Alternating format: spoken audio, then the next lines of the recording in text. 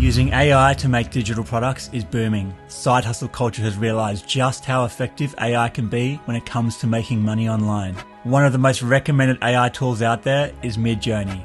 But demand for Midjourney has spiked so dramatically that now they've suspended their free plan.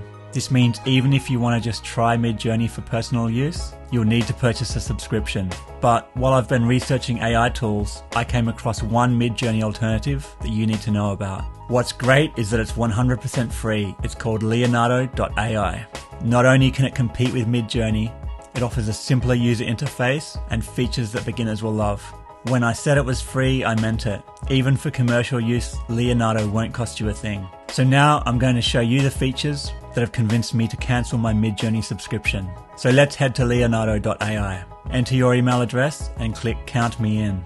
Now it'll take you to a window asking you to join their Discord server. You don't need to do this, but it'll give you priority access to the platform if you do. Demand for Leonardo is starting to skyrocket, so it may take several days to receive an invitation email from them. Now at the time of filming, you can actually already access your dashboard and start using Leonardo AI even before you've received the invitation email. This seems like it might be an error, so it may not work in the future, but here's how to do it. Head back to the Leonardo webpage and click Launch App. Then click Yes, I'm whitelisted and log in to Leonardo AI. Now you can click Sign Up, enter your email address and create a password. Now it's as simple as verifying the email and you can log in and start using it. So now I'm on the dashboard. You can view recent creations here and also search the gallery.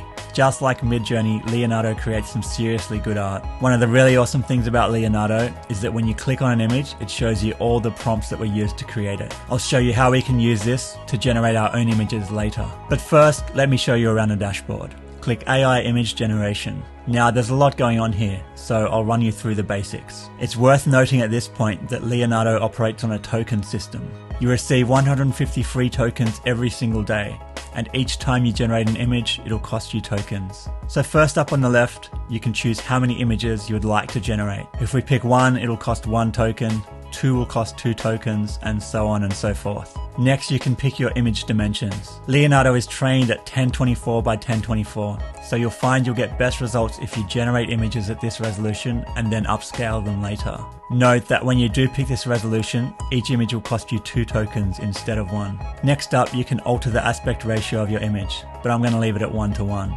Guidance scale is really interesting. It controls how heavily Leonardo adheres to your prompts. If you set it to a low number like 1, Leonardo will loosely follow your prompts and use a lot of its own creativity.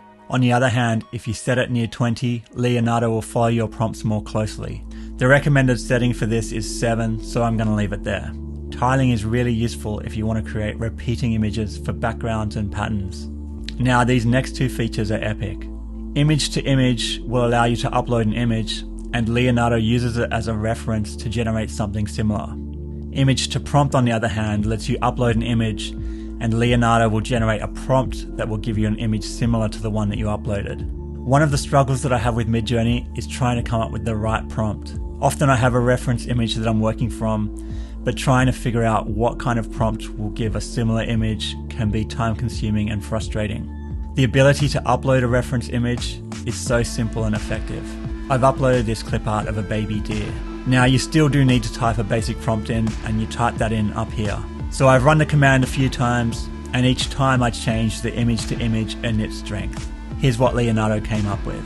You can see that as I dial up the strength, the image has become closer and closer to the reference file that I uploaded.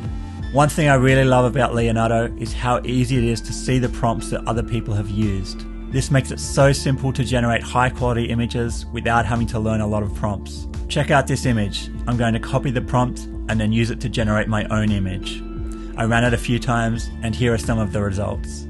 Now if you want to sell these online, you're going to need a larger resolution file. So I'll show you how to upscale the image.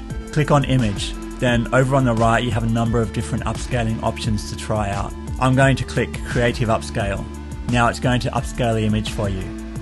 Clicking on this drop down on the left will show you all the different versions that you've created. Then click Download Image, then right click Save File As. It's that easy. Now remember that the images that Leonardo generates are free for commercial use. That makes them perfect for selling online as digital products. There's already people online making more than $40,000 per month selling digital products. I show you exactly how to do it in this video. Thanks for watching.